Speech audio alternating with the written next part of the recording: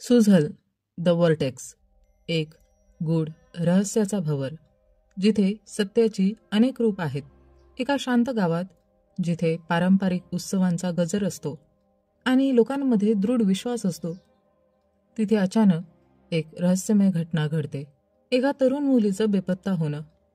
सुरुवातीला एक साधी अपहरणाची केस वाटणारी ही घटना जसजशी उलगडू लागते तसतसे गावातील अनेक गुपित बाहेर पडू लागतात. या मालिकेत प्रत्येक पात्राच्या चेहऱ्याआड एक नवा चेहरा लपलेला आहे. प्रत्येक सत्याला एक वेगळी बाजू आहे आणि प्रत्येक पावलावर प्रेक्षकांना धक्का देणारे ट्विस्ट आहेत. शोध घेणाऱ्या पोलिसांसाठी ही केवळ एक केस नाही, तर त्यांच्या स्वतःच्या आयुष्यातील गुंतागुंतीचे धागेदोरे यात गुंतलेले आहेत. सत्य काय आहे, कुणावर विश्वास ठेवायचा आणि या गावाच्या इतिहासात असे कोणते रहस्य दडले आहेत जे या घटनेला आणखी भयावह बनवतात. सुझेल द वर्टेक्स ही केवळ एक गुन्हेगारी रहस्यकथा नाही, तर समाजाच्या अंधश्रद्धा, विश्वास आणि मानवी भावनांचे गुंतागुंतीचे पदर उलगडणारी थरारक मालिका आहे. प्रत्येक भागासोबत तुम्ही या रहस्याच्या भंवरात अधिकाधिक ओढले जाता. तयार रहा, कारण एकदा या कथेत शिरलात की सुटणं अशक्य आहे. सिरीजच्या सुरुवातीला आपल्याला एक मोठी सिमेंट फॅक्टरी दाखवली जाते आणि तिथे सन्मुखम नावाच्या माणसाला दाखवलं जातं, जो त्या सिमेंट फॅक्टरीमधील युनियन लीडर असतो. सन्मुखमसह तिथे अनेक मजूर असतात जे सध्या प्रोटेस्ट करत असतात, कारण त्यांना फॅक्टरीमधून कमी वेतन दिले जात आहे. त्यामुळे सर्व मजूर आंदोलन करत असतात. थोड्या वेळाने शहरातील सीआय रेजिना थॉमस आणि फॅक्टरीचा मालक त्रिलोक तिथे पोहोचतात. त्रिलोक मजुरांना सांगतो की जर ते असेच प्रोटेस्ट करत राहिले तर तो जुने मजूर काढून टाकेल आणि त्यांच्या जागी नवीन मजुराची भरती करेल. हे ऐकून सन्मुखम संतापतो आणि तो त्रिलोकला धमकी देतो की जर त्याने असं केलं तर संपूर्ण फॅक्टरी तो जाळून टाकेल.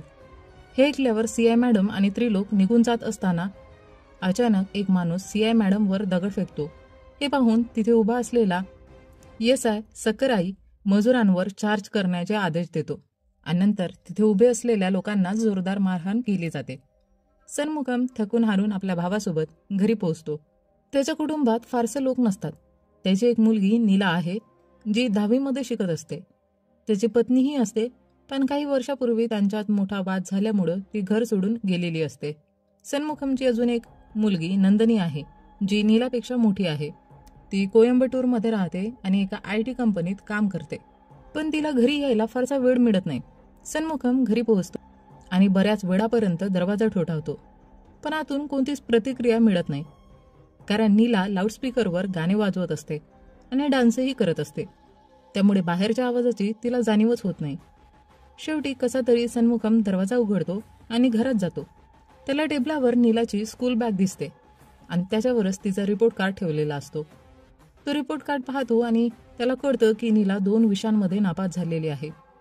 हे पाहून तो पूर्णपणे संतापतो आणि ताबडतोब नीलाकडे जातो. तो तिला विचारतो, हे काय चाललंय? तू तर अभ्यासात खूप चांगली होतीस, पण ज्या दिवसापासून तुला मोबाईल मिळाला आहे त्या दिवसापासून तुझं अभ्यासाकडे अजिबात लक्ष नाही. सन्मुखम तिच्यावर जोरात ओरडतो आणि तिला सांगतो की तिची 10वीची परीक्षा होईपर्यंत ती कुठेही फिरायला जाऊ शकत नाही. एवढे बोलून तो तिकडून निघून जातो. पुढील सीनमध्ये आपल्याला सीआय रेजिना आणि तिचा मुलगा आदिसम संध्याकाळी दाखवले जातात. आदिसम आपल्या आईवर खूप प्रेम करतो आणि रेजिना देखील त्याच्यावर तितकेच प्रेम करते. पुढे आपल्याला रेजिना आणि तिच्या पतीला दाखवलं जातं, जे KTM बाईक शोरूममध्ये जात असतात. खरं तर काही दिवसांनी आदिसमचा वाढदिवस असतो, म्हणून ते त्याला KTM बाईक गिफ्ट करणार असतात.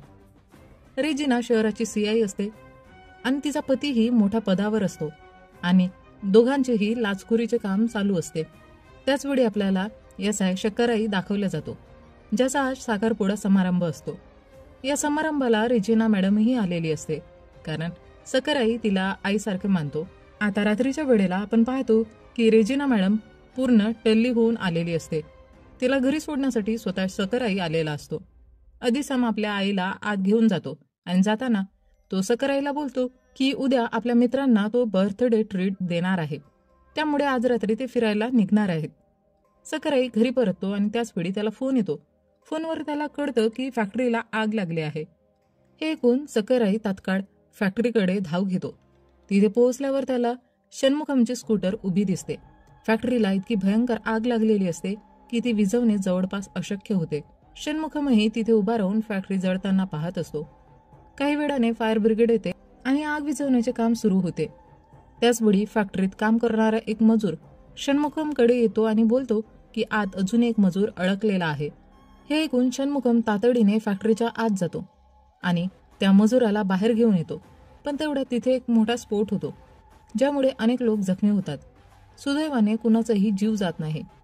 काही वेळाने त्रिलोक तिथे पोहोचतो, जिथे त्याचे वडील आधीच उपस्थित असतात. त्रिलोक आपल्या वडिलांना सांगतो की हा प्रकार त्याला षण्मुखमचा कारनामा वाटतोय, कारण सकाळीच त्याने धमकी दिली होती की नवीन मजूर भरती केले तर तो संपूर्ण फॅक्टरीला आग लावेल. पण त्याचे वडील मात्र या आरोपाला नकार देतात. षण्मुखम घरी पोहोचतो. तो खूप उदास असतो, पण तरीही झोपून जातो. सकाळी तो उठतो आणि त्याला कळतं की नीला घरी नाही, पण ती आताच कुठेतरी गेलेली नसते, तर ती रात्रीपासूनच घराबाहेर होती. तो ताबडतोब तिची स्कूटी पाहायला जातो, जी घरासमोरच उभी असते. नीला स्कूटीशिवाय कुठेही जात नाही, त्यामुळे षण्मुखमला काळजी वाटायला लागते. षण्मुखम नीलाच्या काही फ्रेंड्सला फोन करतो, पण कुठूनही त्याला काहीच खबर मिळत नाही. तेव्हा सेल्वी, जी नीलाची वहिनी असते, ती तत्काळ नीलाच्या आईला फोन करते आणि विचारते की नीला त्यांच्या घरी आली आहे का. तेव्हा नीलाची आई सांगते की नीला तिच्याकडे आलेली नाही. हे ऐकून षण्मुखम संपूर्ण शहरभर नीलाला शोधायला निघतो, पण ती कुठेही सापडत नाही. तेव्हा सेल्वी षण्मुखमला सांगते की त्याने एकदा नंदिनीला विचारलं पाहिजे, कारण एकदा असं झालं होतं की नीला नंदिनीच्या घरी कोणालाही न सांगता गेली होती. पण षण्मुखम म्हणतो की नीला जेव्हा तिच्या बहिणीच्या घरी जाते तेव्हा ती फोन करून नेहमी त्याला कळवते. तरीही तो नंदिनीला फोन करतो आणि नीलाबद्दल विचारतो, पण नंदिनी सांगते की नीला तिच्याकडे आलेली नाही. थोड्या वेळाने नीलाची आई षण्मुखमच्या घरी पोहोचते. तेव्हा षण्मुखम तिला सांगतो की तिने इथे यायला नको होतं. षण्मुखमची पत्नी आश्रमात राहते आणि ती देवावर खूप श्रद्धा ठेवते, पण षण्मुखम मात्र नास्तिक असतो. पुढील सीनमध्ये आपल्याला सर्व लोक हॉस्पिटलमध्ये दाखवले जातात, जिथे त्रिलोक देखील उपस्थित असतो. तिथे त्रिलोक रेजिना मॅडमला सांगतो की त्याला हा प्रकार षण्मुखमचा वाटतोय, कारण जेव्हा कामगारांनी प्रोटेस्ट केला होता तेव्हा षण्मुखमनेच म्हटले होते की जर नवीन मजूर भरती केली गेली तर तो संपूर्ण फॅक्टरीला आग लावेल. त्याचवेळी त्रिलोकचे वडील तिथे येतात आणि त्रिलोकला विचारतात की त्याने जखमी मजुराला भेटण्याचा प्रयत्न केला का. त्यावर त्रिलोक स्पष्टपणे नाही म्हणतो. त्यामुळे त्रिलोकचे वडील स्वतः त्या मजुराकडे जातात, त्याला 1,00,000 रुपये देतात आणि सांगतात की अजून पैशांची गरज असेल तर ते त्यांच्याकडे मागू शकतात. बाहेर आल्यावर सकराई रेजिना मॅडमला सांगतो की फॅक्टरीचे सगळे सीसीटीव्ही फुटेज आगीत जळून गेले आहे, त्यामुळे त्यांना आता आसपासच्या सीसीटीव्ही फुटेजवर अवलंबून राहावे लागेल. कदाचित त्यांना काही क्लू मिळतील. सकराई मॅडमला हेही सांगतो की जेव्हा तो रात्री सुमारे 12 वाजता फॅक्टरीच्या बाहेर पोहोचला तेव्हा त्याला षण्मुखमची स्कूटर फॅक्टरीच्या फ्रंट गेटवर उभी दिसली. पण तेवढ्यात एक कॉन्स्टेबल येतो आणि सांगतो की तो चुकीचं बोलतोय, कारण त्याने 10:30 वाजता षण्मुखमची स्कूटर साईड गेटवर पाहिली होती. या गोष्टीवरून त्यांच्यात वाद सुरू होतो, पण त्यांना लगेचच लक्षात येतं की कॉन्स्टेबलने स्कूटर 10:30 वाजता पाहिली होती, तर सक्कराईने ती 12 वाजता पाहिली होती, म्हणजे स्कूटरची जागा बदलली गेली होती. हे समजताच ते ताबडतोब षण्मुखमच्या घरी जातात त्याला अटक करण्यासाठी, पण तिथे आधीच मोठी गर्दी झालेली असते. पोलिसांना वाटतं की लोक षण्मुखमला वाचवण्यासाठी आले आहेत, पण प्रत्यक्षात पोलिसांना माहिती नसतं की षण्मुखमची मुलगी नीला सकाळपासून गायब आहे. षण्मुखम स्वतः पोलिसांना सांगतो की त्याची मुलगी बेपत्ता आहे, पण तरीही पोलीस त्याला अटक करून पोलीस स्टेशनला घेऊन जातात, जिथे रेजिना मॅडम त्याला कबुली द्यायला सांगते. पण षण्मुखम साफ नकार देतो. त्याला फक्त नीलाला शोधण्यावर भर द्यायचा असतो. षण्मुखम काहीच बोलत नव्हता, म्हणून रेजिना मॅडम सकराईकडे जाते आणि सांगते की ते षण्मुखमला जास्त वेळ तिकडे ठेवू शकत नाही, कारण त्यांच्या विरुद्ध कुठलाही ठोस पुरावा नाही. त्यामुळे त्यांना लवकरात लवकर सीसीटीव्ही फुटेज तपासावे लागतील. त्याचवेळी नवरात्री उत्सव सुरू झालेला असतो आणि आज पहिला दिवस असतो. याच दरम्यान पोलीस स्टेशनकडे जाणारी एक मुलगी दिसते. ती दुसरी तिसरी कोणी नसून नंदिनी असते, नीलाची मोठी बहीण, जी कोइंबतूरमध्ये राहते आणि एका IT कंपनीत जॉब करते. सकराई नंदिनीला आधीपासूनच ओळखत असतो, कारण ते दोघं एका शाळेत आणि एका वर्गातच शिकलेले असतात. नंदिनी विचारण्याची तसदी न घेता थेट आपल्या वडिलांना भेटण्यासाठी आत जाते, पण सकराई तिला थांबवतो आणि सांगतो की संध्याकाळी 6 नंतर कैद्यांना भेटण्याची परवानगी नाही, त्यामुळे तो तिला घरी परत पाठवतो. आणि इकडे रात्री पोलीस डिपार्टमेंटमधले सगळे अधिकारी सीसीटीव्ही फुटेज पाहत असतात, पण त्यांना कुठलाही क्लू मिळत नाही. रात्री बराच उशीर झाल्यामुळं सकाराई इतर सर्व पोलिसांना घरी पाठवतो आणि स्वतःच फुटेज पाहू लागतो.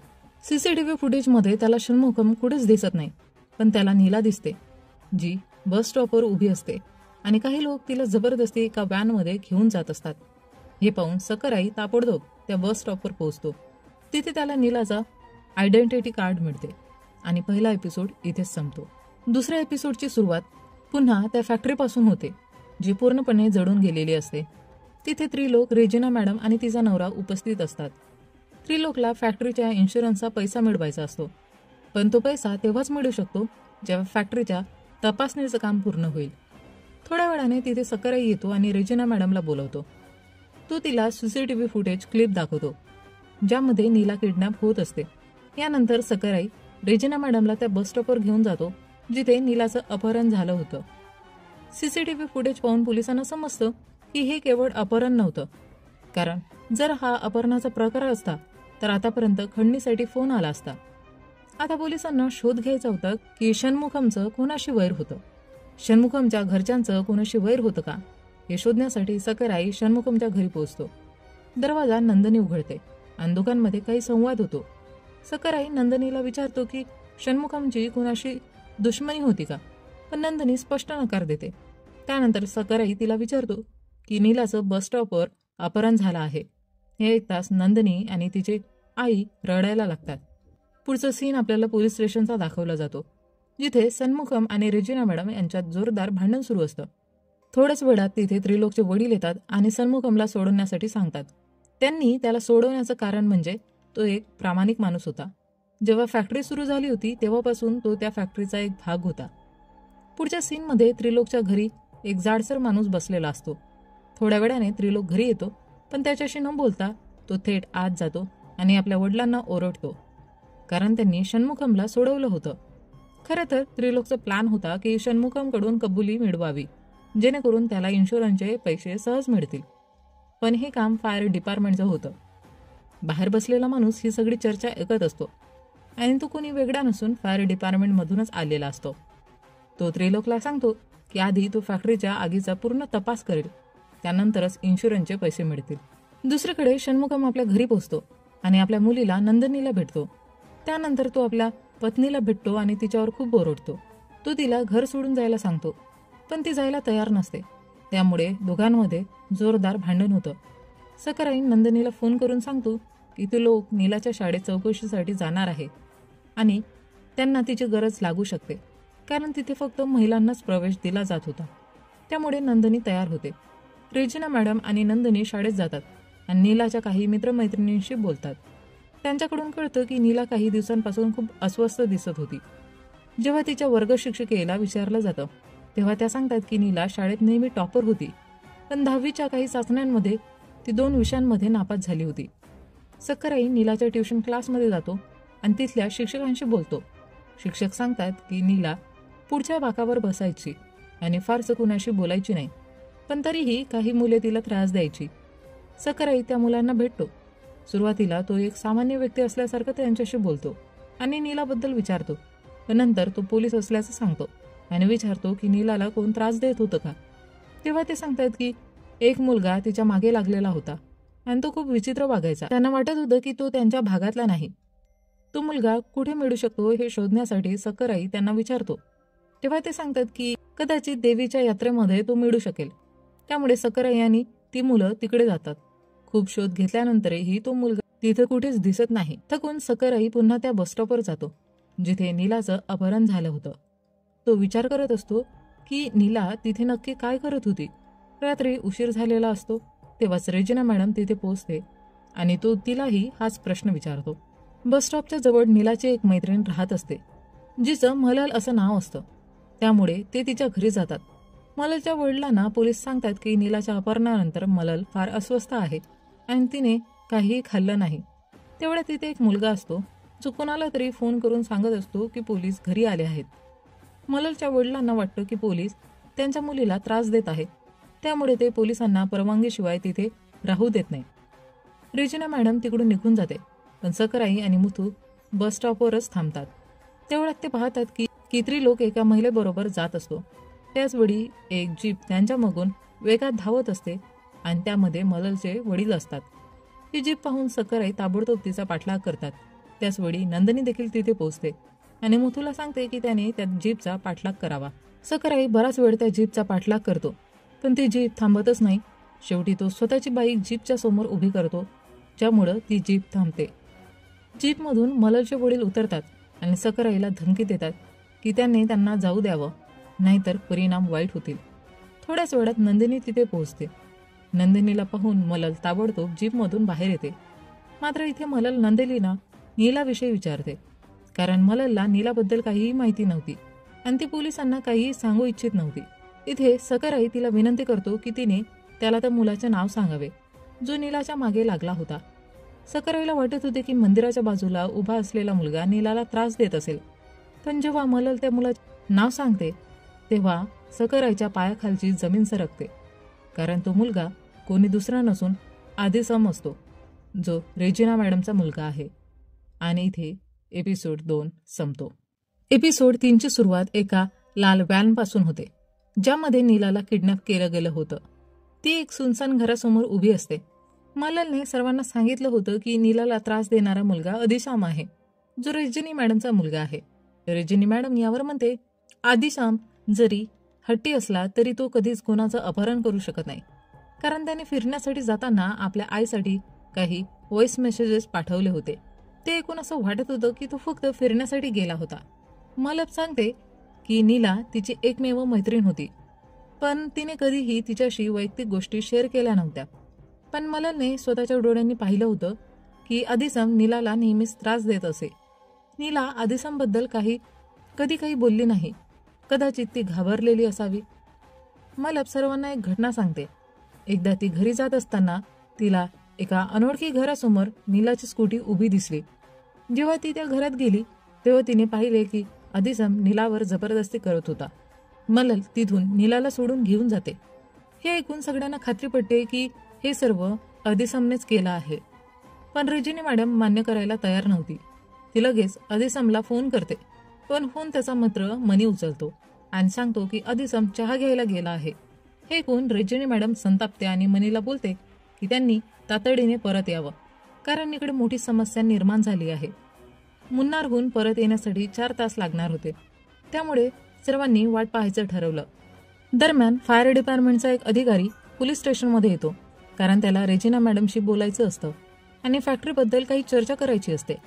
मात्र कॉन्स्टेबल त्याला सांगतो की रेजिनी मॅडम व्यस्त आहे. तरीही तो अधिकारी हटून राहतो. त्यामुळे कॉन्स्टेबलला रेजिनी मॅडमला कॉल करून हे सांगावं लागतं. रेजिनी मॅडम सांगते की ती भेटू शकत नाही, कारण ती एका मोठ्या समस्येत अडकलेली आहे. तिथे त्रिलोकही हजर असतो.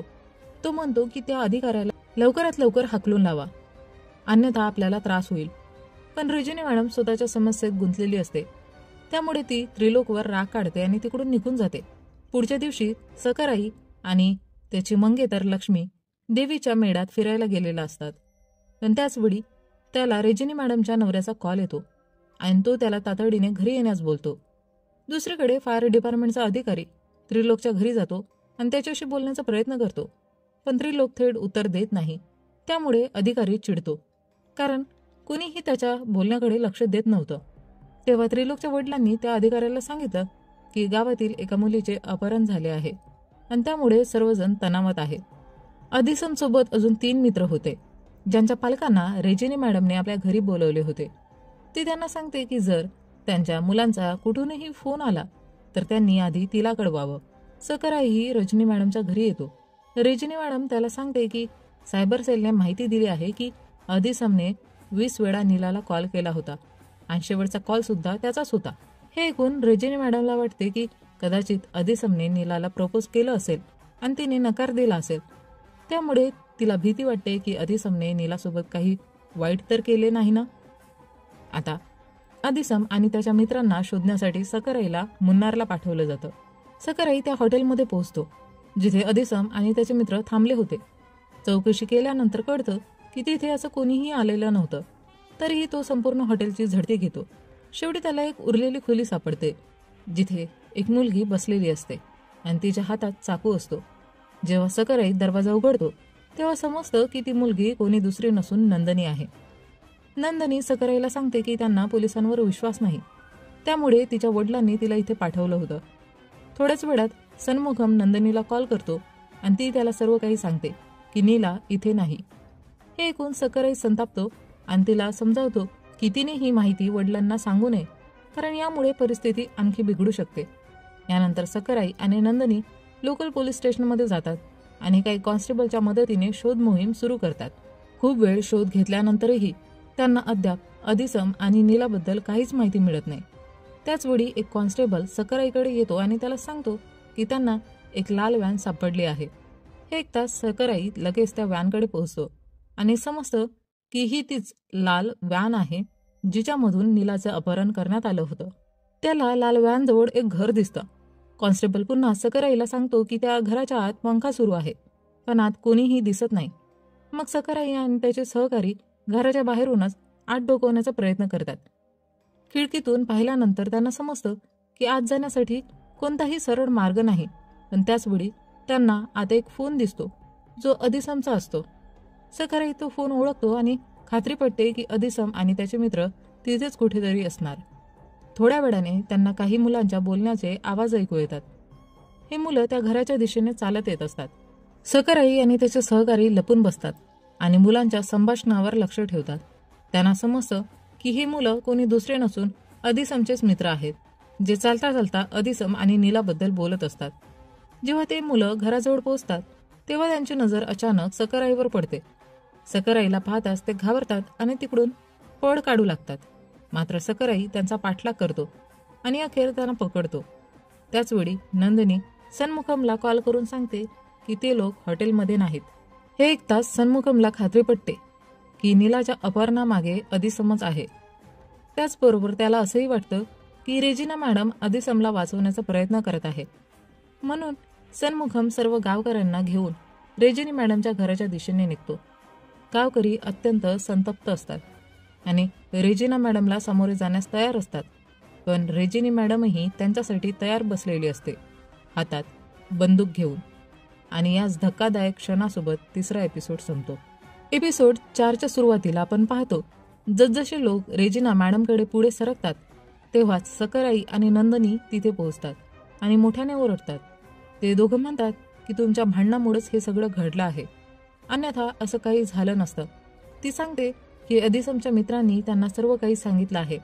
तिचं म्हणणं असतं की तुम्हाला वाटत आहे की अदिसमने नीलाला पळवून नेला आहे, पण तसं नाही.